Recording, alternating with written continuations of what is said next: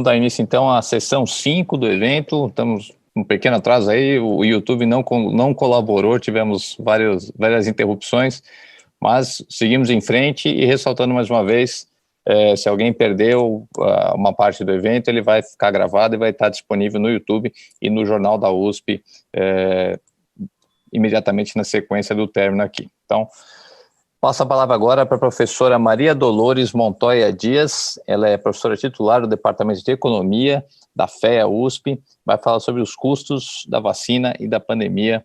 Professora, muito obrigado. A gente previa também a participação do professor Fernando Postali, infelizmente não pôde estar presente por um contratempo, mas a senhora tem o tempo nas mãos aí para a sua apresentação. Bom, inicialmente eu gostaria de agradecer ao professor Carlotti, a todos os organizadores. Acho que foi está sendo uma manhã muito produtiva em vários, estamos discutindo aí as várias dimensões, e a minha contribuição vai ser para colocar, eu vou compartilhar aqui a minha tela, a ideia de colocar a dimensão econômica, tanto pela ótica da pandemia, o que obviamente vai ter as implicações sobre qualquer tipo de avaliação. Desculpe. Perfeito, está ótimo agora. Tá. Então, o material foi feito em colaboração aí com os meus colegas, e aí, como eu estava mencionando, a ideia é de colaborar discutindo um pouco questões, a dimensão econômica de epidemias e de pandemias, e, de certo modo, infelizmente, a gente está sofrendo claramente muitos desses efeitos, e é importante destacar que aqui a gente está contabilizando como efeitos econômicos os impactos que decorrem dos próprios efeitos da doença, morte, problemas de outras sequelas, mas também a própria aversão ao risco da maior parte dos indivíduos, ou enfim, de uma parte considerável dos indivíduos, de adquirir a doença e de sofrer as consequências. Então, de certa maneira, essa interrupção de negócios que em algum momento lá no início só foi associada digamos, as medidas para combater a pandemia, na verdade, elas também fazem parte do conjunto da reação natural de uma grande parte das pessoas. Então, são custos da pandemia e não somente das medidas de mitigação de efeitos. E só para a gente ter uma ideia, eu trouxe aqui um gráfico, que começa lá em 94, com várias das epidemias ou pandemias que nos atingiram, e a gente percebe aqui que a H1N1, nos 2008, 2009, gerou impactos negativos entre 45 e 55 bilhões de dólares. E a SARS, que foi bastante concentrada, bem mais concentrada, porque foi possível para aquela versão de coronavírus, dada a menor velocidade de propagação, ela acabou concentrada aqui em China, Hong Kong, a 30 a 50 bilhões de dólares de impacto, e a gente tem aqui também efeito da Zika, bem mais recentemente, entre 4 e 6 bilhões, e percebe-se claramente que efeitos de epidemias e de pandemias são realmente muito elevados, ou seja, e essas medidas ainda não estão incorporando efeitos de longo prazo. A gente tem aqui alguns trabalhos, eu trouxe dois para mencionar.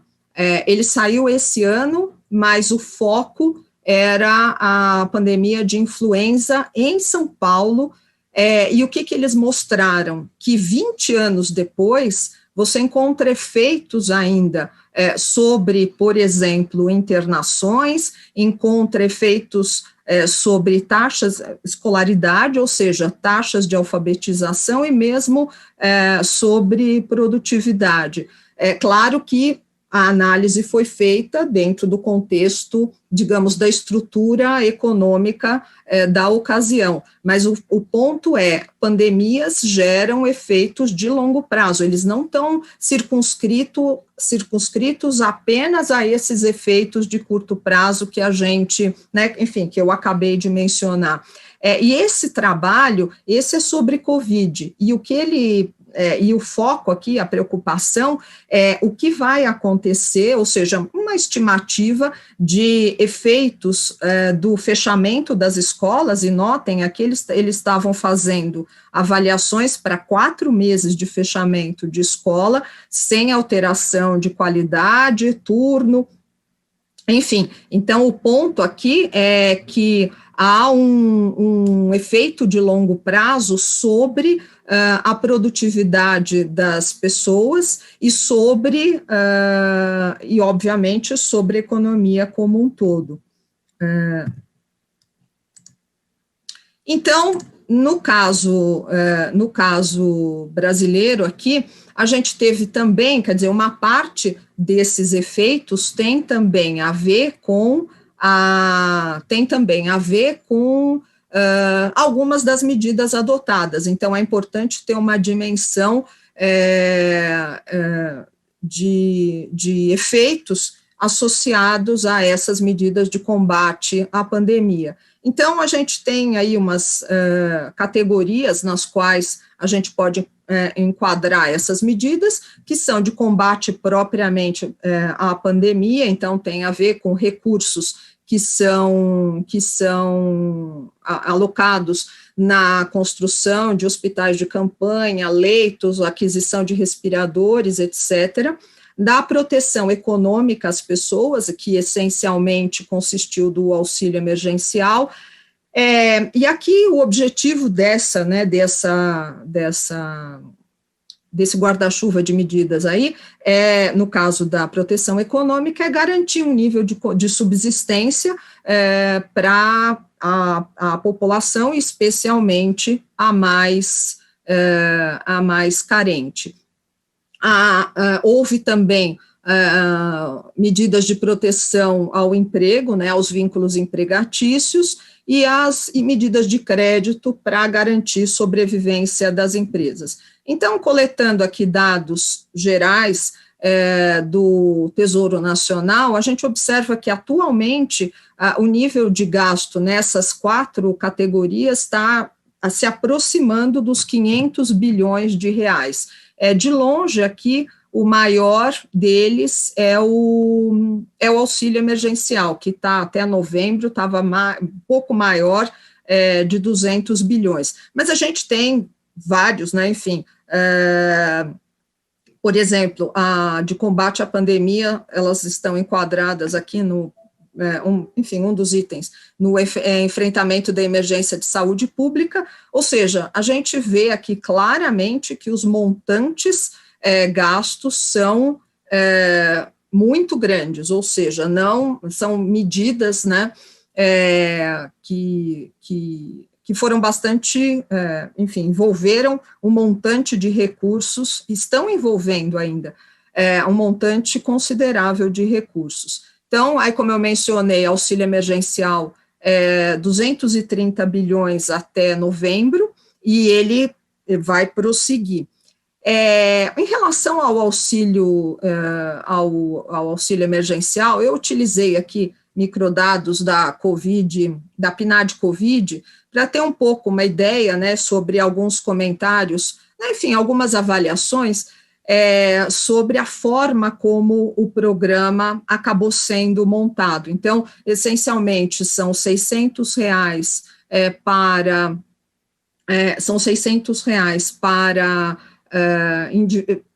por família até um limite máximo de 1.200, né, podem ser 2 pessoas, e no caso da mãe responsável pelo domicílio, né, com filhos, também seriam 1.200, esse seria o teto a ser recebido por domicílio.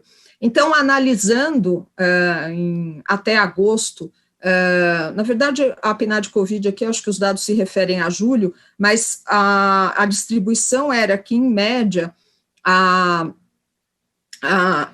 pergunta sobre os rendimentos efetivamente recebidos pela maior parte das pessoas, não só sobre o auxílio emergencial, rendimentos em geral, eram a média de R$ 2.134, e isso representava um valor de quase 90% do rendimento tradicional do que as pessoas anteriormente ganhavam, por exemplo, por conta das suas atividades, né, o seu trabalho cotidiano, né, os seus rendimentos de trabalho cotidiano.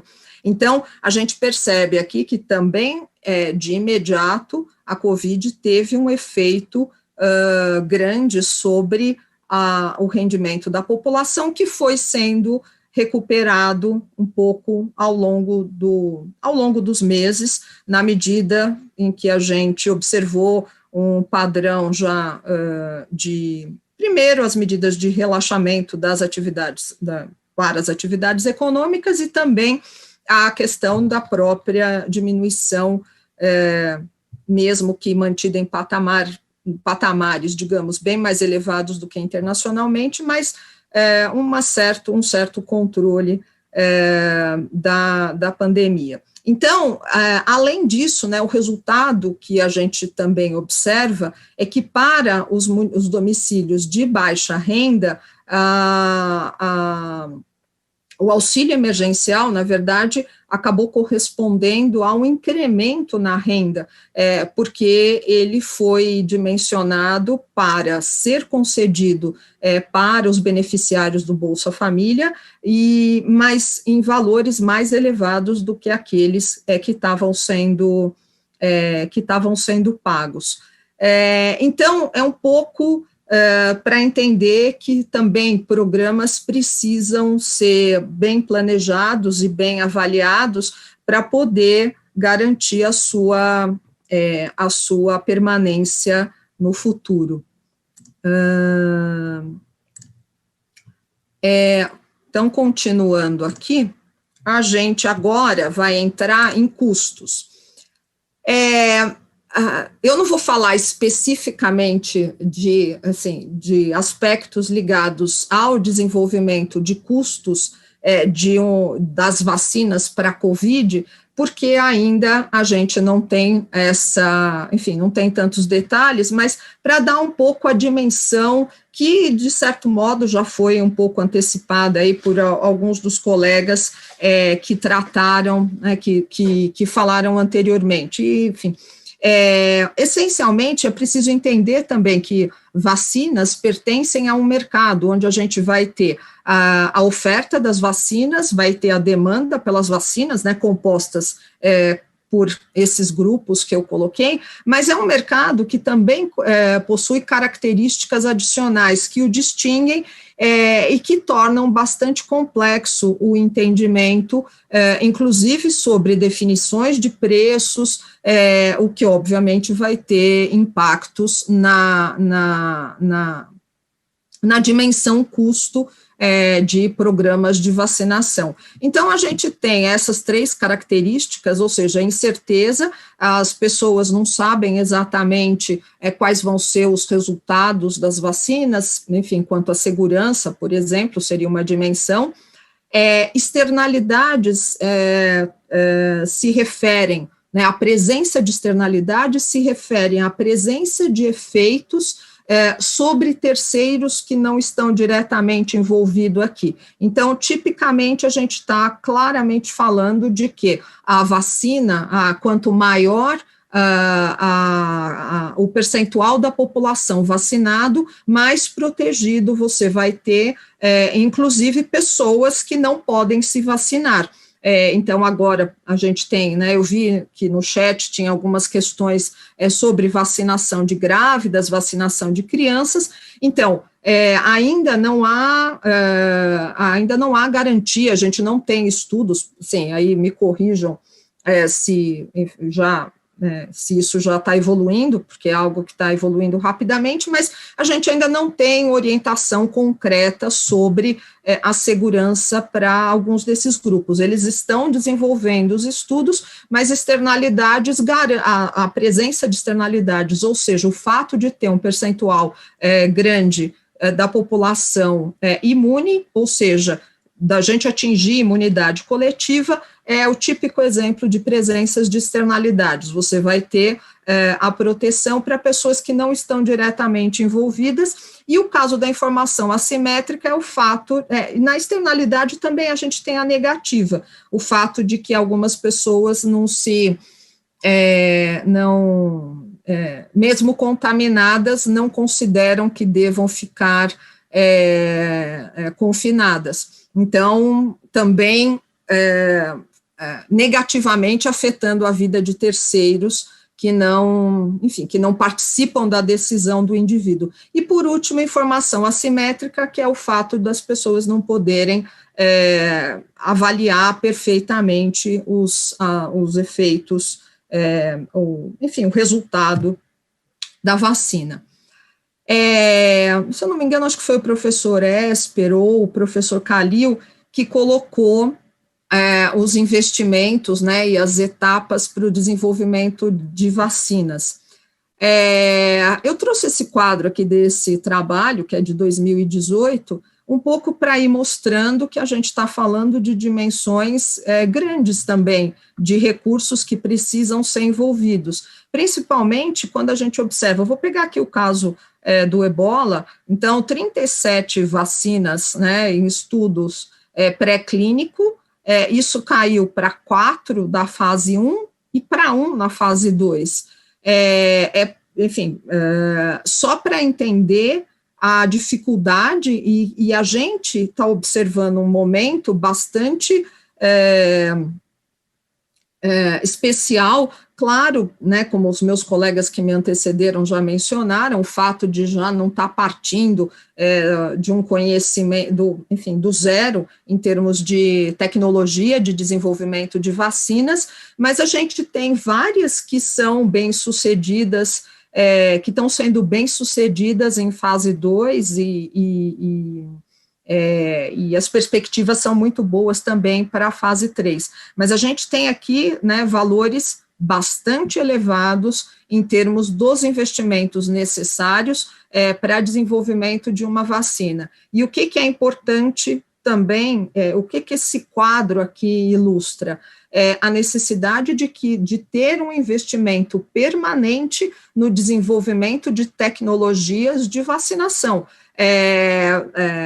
porque, enfim, como a gente está vendo agora, foi possível esse desenvolvimento em tempo recorde, exatamente porque já existiam estudos preliminares sobre essas novas tecnologias. E é interessante notar aqui que da SARS-6 estava um estudo pré-clínico e depois não foi possível, mas o conhecimento adquirido aqui e em todas as outras é o que permitiu a gente chegar agora e poder ter uma resposta bem mais rápida do que o esperado, né, do que o planejado. Para avaliar o custo de vacinação, eu, na verdade, acho que é interessante mencionar aqui que a própria Organização Mundial da Saúde tem uma planilha, digamos, de apoio para que esses cálculos sejam feitos, mas elas demandam, né, uma série de informações e me parece, importante colocar como a gente está atrasado em relação do que seria necessário para fazer esse preenchimento. Há algumas incertezas, então, por exemplo, os preços que eles estão utilizando, né, os preços unitários de vacina, por exemplo, não contemplam a vacina da Pfizer. A estrutura que está contemplada aqui, se eu não me engano, eu acho que é a da Moderna, que precisa de refrigeração a -20. Mas é isso, aqui é um balizamento das informações que seriam necessárias para que se montasse um plano de custos da vacinação. E, obviamente, a gente precisa da priorização da população, né? O target population, tão discutido nesses dias, na verdade, e assim, é uma definição complexa. E justamente por isso, os colegas que me antecederam utilizaram a própria,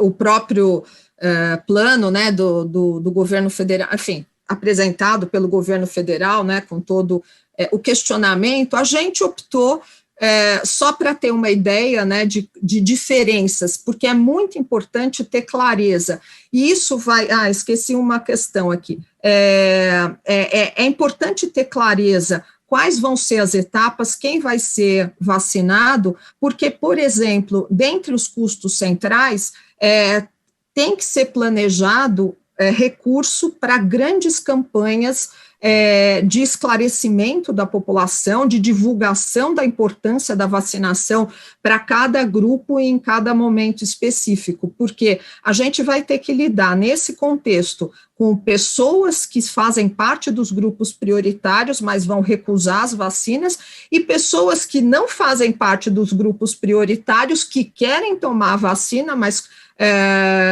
também vão ter que ser esclarecidas de que vai ser preciso esperar organizadamente todas essas etapas. Então, um pouco para ter ideia, né, só das diferenças que essa definição provoca, a gente utilizou o plano adotado, né, pelo governo britânico, com a definição deles, com os critérios deles, e a gente utilizou a Pesquisa Nacional de Saúde, que foi realizada no ano passado, que é uma pesquisa do IBGE, onde a gente consegue algumas informações sobre o percentual de indivíduos com doenças crônicas e etc., e a gente fez uma simulação para ter ideia, né? Se a gente simplesmente copiasse a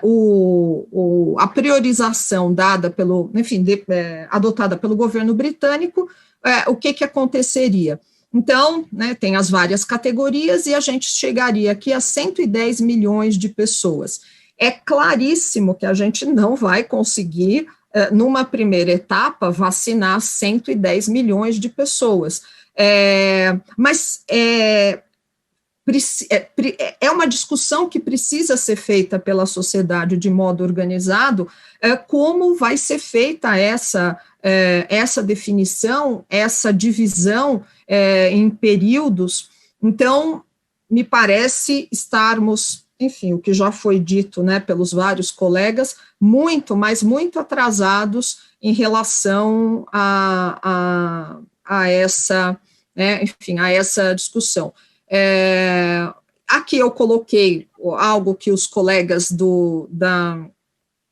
que discutiram a logística muito bem contemplaram. A gente precisa avaliar todas, assim, são vários os aspectos, e é interessante olhar a própria planilha de definição de custos, né, sugerida pela OMS, ajuda bem a ver todos os desafios que foram colocados aí em termos de questões logísticas, de questões de itens. A gente pode ter problemas de suprimentos aí de várias naturezas. E aí a gente pegou aqui algumas informações, né, que foram publicadas, né, fizeram uma pequena simulação, apenas para ter ideia, usando dados, né, de doses adquiridas e de valores que contemplariam inclusive os custos de distribuição das vacinas. Então, por exemplo, a forma, né, enfim, o planejamento dos Estados Unidos resultaria num custo unitário de vacina, né, de custo por dose, né, não por população, de $22,15, enquanto o da União Europeia estaria na casa dos 10,25. E aí a gente tem outros valores. Então, é preciso levar em consideração que, enquanto o custo unitário da dose está aqui relativamente baixo, quando a gente incorpora todas as outras dimensões, inclusive transporte aéreo, e isso sem ainda, né, entrar nos desafios que, né, enfim, foram bem colocados aí pelos colegas. Então, aí fica a questão que vale a pena, e como a gente viu, custos de pandemias são elevadíssimos. Os custos de desenvolvimento de vacina, do próprio processo de imunização também são elevados, mas claramente, enfim, ainda não temos condições de, né, aprofundar ao estilo de uma análise de custo-efetividade, mas claramente o custo da inação e da expansão da pandemia é muito superior ao custo de imunização, e a gente precisa falar do custo de imunização, porque precisa se planejar para ter um processo efetivo com o mínimo de perda possível e com a máxima efetividade. Então, o contexto, ou seja, quando a gente olha de um lado custo da pandemia e o custo da vacinação, certamente o da vacinação é muito menor, realmente precisamos investir e caminhar bem mais nessa direção. E aí um pouco, olhando a questão internacionalmente, a gente percebe que também há um movimento claro de preocupação com desigualdades, com a questão da distribuição da vacina ser o mais equitativa possível, ou seja, atingir as pessoas pelo seu risco e não necessariamente pela sua condição, não, né, condicionado à sua condição socioeconômica. Então, o próprio consórcio da COVAX é um pouco nessa linha, mostrando a preocupação internacional nessa direção, e que me parece ser aí um ponto, mais um ponto de otimismo, não desprezando todas as dificuldades, as limitações, a gente vai ter muitas ainda, mas me parece que a gente está caminhando bem aí, em termos gerais, né, muita gente dedicada a conseguir concretizar esse processo de vacinação da melhor forma possível. Então, eu encerro aqui, enfim, só os textos que eu utilizei, agradecendo muito o convite, né, a oportunidade de estar colocando essas questões para serem debatidas. Feito, nós que agradecemos. Muito obrigado, professor, excelente sua apresentação. Aqui a gente começa falando sobre o desenvolvimento da vacina, né, na primeira sessão lá atrás, a manhã toda, a coisa vai desenrolando, e a gente chega agora nos custos disso, né, a falta que faz o investimento que deixou de ser feito lá atrás em desenvolvimento científico, tecnológico, né, e acho que a senhora pontuou no final algo que é muito relevante para o nosso contexto no momento aqui no Brasil, que é o custo da inação, né, e o custo maior que a gente pode ter de não ter um planejamento adequado no tempo certo, e esses custos só vão crescer, né, um custo que já é muito grande vai ficar maior ainda. Como é que a senhora está vendo esse cenário atual, todo esse questionamento, né, essa cobrança de precisamos de datas, precisamos de cronogramas, e como é que esse atraso de planejamento pode influenciar, né, vamos dizer, essa contabilidade final da pandemia, o impacto que ela vai ter na economia brasileira a longo prazo? Bem, eu compartilho da preocupação que meus colegas, né, os colegas que me antecederam, enfim, desde do professor Varran, Carlotti, o professor Glauco, todos manifestando essa preocupação. Há um risco, e quanto mais tempo a gente demora, mais atraso haverá nessas campanhas de conscientização que vão ser super necessárias. Mais pessoas começam a duvidar enfim, e isso é bem ruim. A gente precisa de percentuais elevados, exatamente para poder proteger, inclusive, as pessoas que não vão poder se vacinar e que não vão se vacinar, assim, no curto prazo. Então, é fundamental, de alguma maneira, a gente caminhar em outra direção. Nesse aspecto, eu não sou muito otimista, mas, enfim... Porque até, quer dizer, a alternativa que alguns com opiniões mais extremas, digamos assim, propõem é assim, libera todo mundo, volta à vida normal, a gente vai chegar em algum momento na imunidade de rebanho, como se isso fosse minimizar o impacto econômico que a pandemia tem, mas na verdade vai maximizar, né?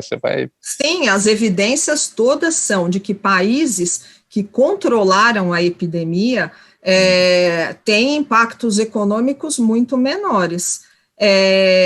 Isso é o que a gente tem encontrado em todos os trabalhos.